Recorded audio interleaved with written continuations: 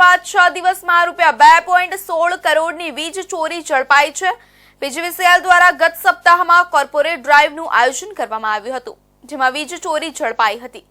Police protection સાથે પીજીવીસીએલની 34 જેટલી ટીમો દ્વારા તપાસ કરવામાં આવી હતી। જિલ્લામાં 2100 જેટલા વીજ કનેક્શનની ચકાસણી કરી, જેમાં 499 વીજ કનેક્શનમાં વીજ ચોરી ઝડપાઈ છે। પીજીવીસીએલ દ્વારા ભાવનગર જિલ્લામાં 6 દિવસમાં ₹2.16 કરોડનું વીજ ચોરી ઝડપાઈ છે। હમણાં જ પીજીવીસીએલ પાટણ અને ગ્રામ વીજ વીડી કંપની લિમિટેડ દ્વારા ભાવનગર જિલ્લામાં વીજ ચોરીની સામે વિશાળ કાર્યવાહી કરવામાં આવી હતી। આ કાર્યવાહી દરમિયાન 6 દિવસની અંદર ₹2.16 કરોડની વીજ ચોરી ઝડપાઈ છે। ગત સપ્તાહે પીજીવીસીએલ દ્વારા શહેરમાં એક વિશાળ કોર્પોરેટ ડ્રાઈવનું આયોજન કરવામાં આવ્યું હતું, જેમાં પોલીસ પ્રોટેક્શન સાથે પીજીવીસીએલની 34 ટીમો દ્વારા વીજ ચોરીની તપાસ કરવામાં આવી હતી।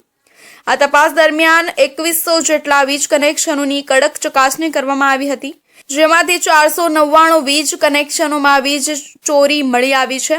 આ 499 કનેક્શનોમાં 470 રહેણાંકી મકાન, 20 વાણિજ્ય બિલ્ડિંગ, 5 ખેતીવાડી વિસ્તારમાં, 3 સંસ્થાઓ અને ટ્રસ્ટોમાં તેમજ 1 કનેક્શન હંગામી વીજ ચોરીના કેસોમાં મળી આવી છે। પીજીવીસીએલ દ્વારા આ કેસોમાં વીજ ચોરો સામે કાયદેસર કાર્યવાહી અને દંડાત્મક પગલાં લેવામાં આવ્યા છે। પીજીવીસીએલ દ્વારા વધુમાં વધુ તપાસો ચાલુ રાખવામાં આવી રહી છે અને વીજ ચોરીના પકડવા માટે આ પ્રકારની કામગીરી ચાલતી રહેશે।